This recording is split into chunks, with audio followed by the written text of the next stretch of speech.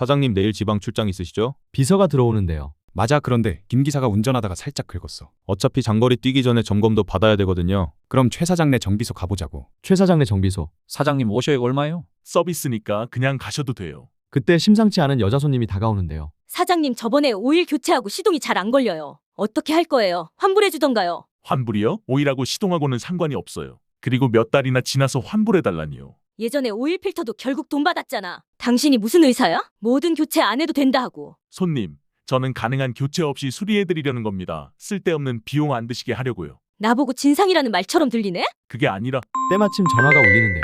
최 사장 바쁜가? 가게에 있어? 네, 있습니다, 형님. 내 차 앞 범퍼가 긁혔는데 수리 좀 하려고. 시간 괜찮아? 네, 바로 오시면 돼요, 형님. 진상 손님은 계속해서 환불을 요구하는데요. 사장님 이거 환불 안 해주시면 맘카페에 불매운동 할 거고요. 소비자보호원에 신고할 겁니다. 정비소 문 닫는 거 시간 문제니까 알아서 하세요. 잠시 후 차가 정비소로 들어옵니다. 오셨어요, 형님? 빨리 좀 봐줘. 나 급해. 형님, 근데 만약 심각하면 범퍼를 교체해야 할 수도 있어요. 교체하면 얼만데? 정품 수입 부품이라 300만 원이 넘어요. 일단 제가 먼저 한번 볼게요. 사장님을 지켜보는 남자의 눈빛이 예사롭지 않은데요. 형님, 이 범퍼가 확실히 망가졌네요. 교체해야 해. 사장님은 잠시 머뭇거리는데요. 아니요, 형님. 안쪽에 고정 부품만 교체하면 되겠네요. 견적은 얼마나 올까? 얼마 안 해요, 형님. 지금 바로 해드릴게요. 진상 손님은 아직도 안 까고 사장님을 끌고 갑니다. 빨리 결정하라고요. 제가 언제까지 봐드려야 해요. 진짜 문 닫고 싶어? 억울함에 눈물을 훔치며 앉아있는 사장님. 왜 그래? 무슨 일 있어? 아니에요, 형님. 그냥 요즘 사람들이 왜 그런지 이해가 안 가서요. 저도 돈 벌고 싶죠. 대출도 갚고 해외여행도 가고 싶고요.